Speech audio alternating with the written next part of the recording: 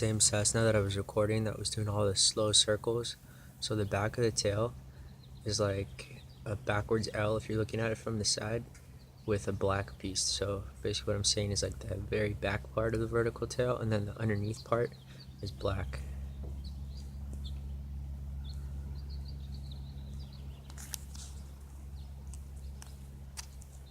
So he's flying straight across my roof from the fireman's house toward 24162.